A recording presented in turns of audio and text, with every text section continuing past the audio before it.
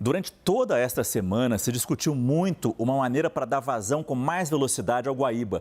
Como acelerar esse escoamento da água do Guaíba e fazer Porto Alegre voltar mais rapidamente ao normal. E isso passaria exatamente pela Lagoa dos Patos.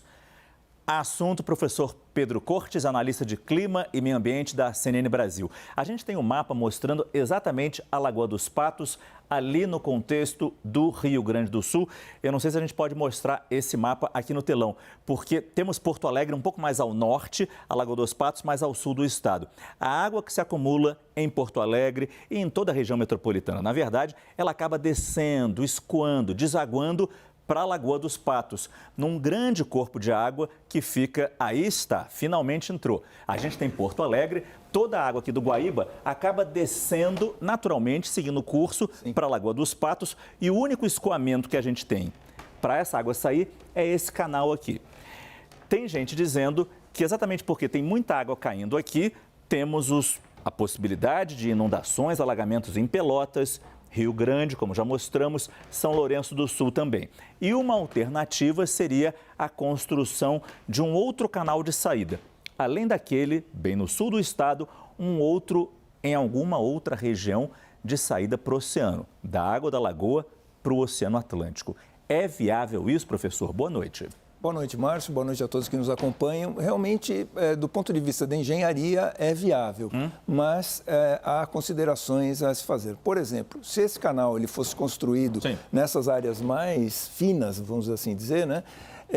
Não seria difícil, mas, na minha opinião, não deveria ser um canal permanente. Por quê?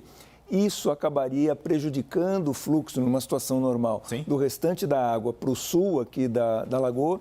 Isso poderia levar a um assoreamento, a um acúmulo de sedimentos nessa parte, prejudicando a navegação dessas áreas e até mesmo, caso ocorresse um novo evento como esse, teria dificuldade em escoar a água aqui por baixo. Né?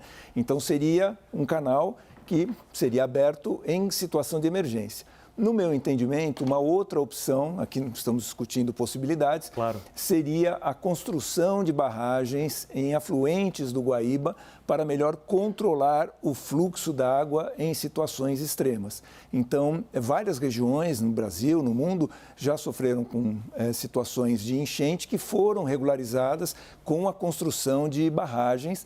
Então, você numa situação normal, você deixa a água fluir normalmente. Caso haja um volume excessivo, você vai controlando essas águas, né? Não é uma única barragem que vai resolver, mas você vai controlando de tal forma a evitar uma inundação muito grande rio abaixo. Então, é uma outra possibilidade que se apresenta. É claro que tudo isso vai ser discutido assim que a situação começar a voltar ao normal, a água baixar e as pessoas puderem melhor avaliar as consequências que essas soluções podem apresentar. Muito se fala também que essa lagoa é de água doce, a entrada de água salgada é muito pequena ali, então, majoritariamente, ela é de água doce, claro, porque é alimentada por rios que descem em grande quantidade da região da Serra Gaúcha, da própria Porto Alegre, até chegar aqui na Lagoa dos Patos. Essa água poderia se tornar salgada, com esse outro acesso ao Oceano Atlântico, ou seja, haveria um impacto ambiental fatal nisso também? Sim, poderia, a lagoa ela poderia se tornar salobra, ou seja, ela fica um misto de água doce com água salgada. Aqui é importante ressaltar que há uma dificuldade natural de escoamento da água na Lagoa dos Patos, porque o vento ele sopra muitas vezes em sentido contrário. Então, ele dificulta esse escoamento natural. Ou seja, não há uma solução única, não há uma solução mágica. Há soluções que estão sendo colocadas e precisam ser discutidas, precisam ser corretamente avaliadas. Quer dizer, mas pelo que o senhor fala, então, ao invés da gente querer que essa água desça com mais velocidade aqui, fazendo um novo canal, seria segurar um pouco mais essa água aqui na... Ops, desculpa, a gente está mergulhando na Lagoa dos Patos. Peguem seus calções de banho. Seria melhorar de alguma forma que os rios, muitos que chegam, a gente aqui já vê vários braços de rio chegando no Guaíba, na região metropolitana de Porto Alegre, seria segurar essa água de alguma forma em barragens, em outros pontos antes de chegar aqui. Exatamente, porque aí você consegue armazenar esse excedente de água. Claro que construção de barragem tem seu impacto ambiental, isso tem que ser avaliado. E demora também, né? Sim, De qualquer forma, a outra opção que se coloca é a mudança de cidades, né? Isso também demora, isso também é caro, tem um impacto social, mas é uma outra possibilidade, a construção de barragens que vão regulando o fluxo de água e à medida que esse fluxo se tornar muito intenso, essa água pode ser parcialmente armazenada, evitando uma sobrecarga do rio abaixo, né, das cidades que estão rio abaixo, do Guaíba, da Lagoa dos Patos.